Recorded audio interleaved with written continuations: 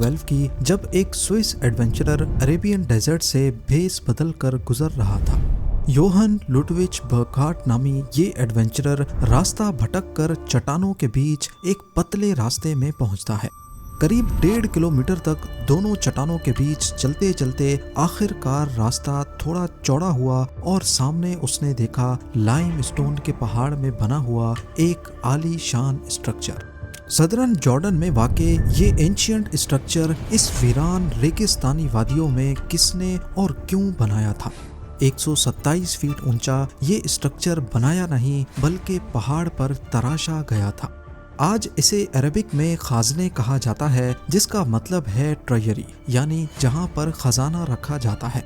शानदार पिलर्स पहाड़ के बॉटम से उभरते हैं और इनके टॉप पर बड़ी नज़ाकत और खूबसूरती से तराशे गए डिजाइन्स नुमायां हैं। एक बहुत बड़ी एंट्रेंस जो एक कमरे की ओर लेके जाती है, पर इस कमरे में किसी किस्म के डिजाइन नहीं बनाए गए, सिर्फ पत्थर की नेचुरल ब्यूटी देखी जा सकती है। स्विस एडवेंचरर को ये मंजर काफी हैरानकुन लगा, तो उसने चट्टानों में मजीद डीप जाने का फैसला किया। शायद वो इतिहास के किसी खोए हुए शहर को ढूंढने के काफी करीब था। आगे उसने लगभग 6000 लोगों के बैठने के लिए एक थिएटर देखा, और ये भी पत्थर पर तराश कर बनाया गया था। एक पाथवे जो बहुत बड़े मंदिर जैसे स्ट्रक्चर तक जा रहा था। कुछ खंडरात जो इशारा दे रहे थे कि यहाँ कभी कोई शहर आबाद था। पहाड़ों की ऊंचाइयों पर भी कई मॉन्यूमेंट्स बने हुए देखे गए। बर्गहार्ट एक ऐसे शहर के खंडरात ढूंढ चुका था जिसकी इतिहास में काफी अहमियत थी। 2000 साल पुराना ये शहर आज पेट्रा के नाम से जाना जाता है, पर यहाँ जो कोई भी बसते थे वो इस सूखे रेगिस्तान में बिना पानी के गुजारा कैसे करते थे।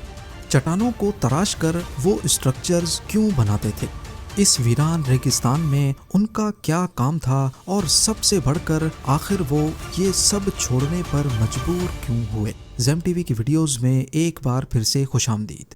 नाजरीन, स्विस एडवेंचरर ने जब ये सब देखा तो उसे रेगिस्तान में रहने वाले एक कबीले की कहानी याद आ गई। उसने सुन रखा था कि अरेबियन डेजर्ट में एक कबीला था जो चाइना, इंडिया, इजिप्ट और रोम के बीच सिल्क और मसालों की ट्रेडिंग करता था, और वो अपना खजाना ऊंची चट्टानों में सुराख करके छुपाया करते थे।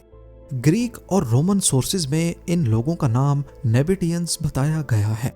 ये खाना बदोश कबीले के तौर पे 2000 साल पहले मशहूर थे, और ये लोग रेगिस्तान में टेंट्स लगा कर रहते थे।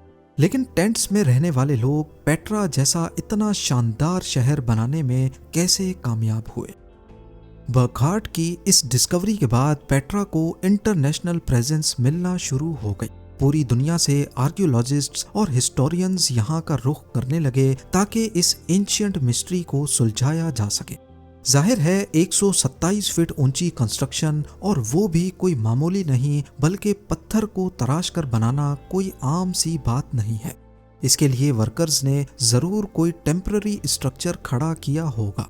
जैसे आजकल भी आपने देखा होगा, कंस्ट्रक्शन के दौरान बिल्डिंग के इर्द गिर्द लकड़ियों का एक स्ट्रक्चर बनाया जाता है जिस पर वर्कर्स खड़े होकर काम करते हैं। पर ना सिर्फ ट्रेजरी बल्कि पेट्रा में दूसरे स्ट्रक्चर्स पर भी ऐसे कोई निशानात वाजे नहीं हैं जो इसकी कंस्ट्रक्शन के बारे में कोई इशारा दे सकें। बहुत सारी रिसर्च और एक्सपेरिमेंट्स करने के बाद रिसर्चर्स को पेट्रा में ही एक इनकम्प्लीट स्ट्रक्चर मिला, और शायद इसी में छुपा था इसकी कंस्ट्रक्शन का राज। इसको देखकर ऐसा मालूम होता है कि ये स्ट्रक्चर का सिर्फ ऊपर का हिस्सा है और बाकी नीचे का लाइमस्टोन काटा ही नहीं गया। इससे ये जाहिर होता है कि नेबेटियंस किसी भी स्ट्रक्चर को ऊपर से बनाना शुरू करते थे। ट्रेजरी की कंस्ट्रक्शन में भी पहले वो 7 वाली चट्टान पर चढ़े और एक हॉरिजॉन्टल शाफ्ट लाइमस्टोन के पहाड़ में खोद दी। इस शाफ्ट के अंदर खड़े होकर वो पिलर्स और मुख्तलिफ डिजाइन्स तराशते और फिर आहिस्ता आहिस्ता नीचे बढ़ते जाते। जब ऊपर का आधा स्ट्रक्चर मुकम्मल हो जाता तो नीचे पत्थर का मलबा इतना ज्यादा जमा हो जाता कि अब उसकी स्लोप पर चढ़कर बाकी आधा स्ट्रक्चर आसानी से कंप्लीट कर लेते। दुनिया भर में एंशिएंट साइट्स पर कंस्ट्रक्शन का ये तरीका कहीं और नहीं देखा गया।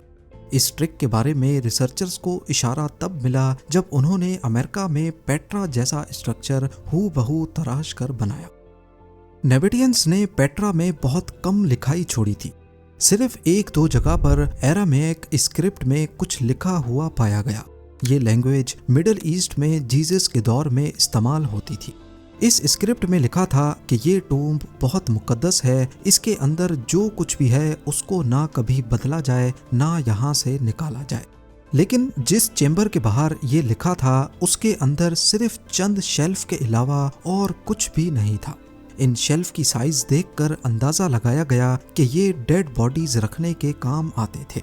ये जगह असल में इनका बरियल चैम्बर था। पेट्रा की चट्टानों में ऐसे 800 से ज्यादा चैम्बर्स दरियाफ्त हो चुके हैं। शुरुआत में ये भी समझा जाता था कि शायद ये शहर कोई कब्रिस्तान था, लेकिन बाद में रिसर्चर्स को यहाँ कुछ ऐसे सबूत भी मिले जो यहाँ जिंदा लोगों के होने का इशारा भी देते हैं। लिविंग एरिया की साइज का अंदाजा लगाने पर मालूम पड़ा कि अपने गोल्डन पीरियड के दौरान पेट्रा में 20,000 से 30,000 लोग रहते थे। पर ये 30,000 लोगों का शहर और वो भी बंजर रेगिस्तान